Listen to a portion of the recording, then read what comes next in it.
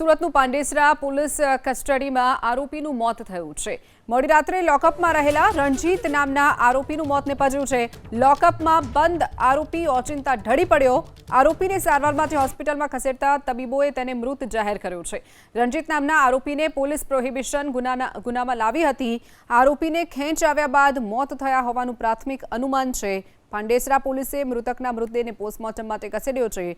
PM report બાદ મોતનું સાચું કારણ સામે આવશે।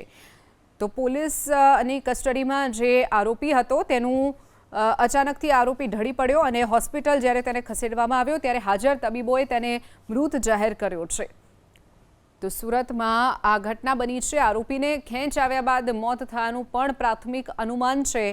પોલીસે હાલ આરોપીના મૃતદેહને પોસ્ટમોર્ટમ માટે ખસેડ્યો છે। પીએમ રિપોર્ટ આવ્યા બાદ જ મોતનું સાચું કારણ સ્પષ્ટ થશે। તો આરોપીને પ્રોહિબિશનના ગુનામાં પોલીસ લાવી હતી સુરતનું પાંડેસરા, જ્યાં પોલીસ કસ્ટડીમાં આરોપીનું મોત નિપજ્યું છે। વધુ વિગતો સાથે સંવાદદાતા ધનરાજ બાગલે આપણી સાથે ફોન લાઈન ઉપર છે। ધનરાજ, પોલીસ કસ્ટડિયલ ડેથમાં વધુ એક આરોપીનું મોત નિપજ્યું છે, શું વિગતો?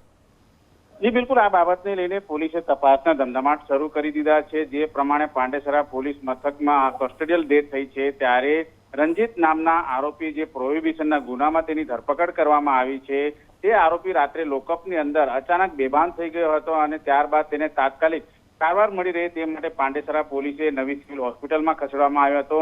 જોકે હોસ્પિટલમાં હાજર ડોક્ટરે તેને મૃત ઘોષિત કર્યો હતો। આરોપીને ખેંચ આવ્યા બાદ મોત થયા હોવાનું પ્રાથમિક અનુમાન છે લગાવવામાં આવી રહ્યું છે। ત્યારે પાંડેસરા પોલીસે આરોપીનો મૃતદેહ છે તેને પીએમ અર્થે નવી સિવિલ હોસ્પિટલ મોકલવામાં આવે છે। પીએમ રિપોર્ટ આવ્યા બાદ મોતનું સાચું કારણ આવશે, પરંતુ અત્યારે કસ્ટોડિયલ ડેથ થઈ છે ત્યારે પોલીસે પણ આ બાબતે તપાસના ધમધમાટ શરૂ કર્યા છે। ચોક્કસથી ધનરાજ, માહિતી બદલ આભાર।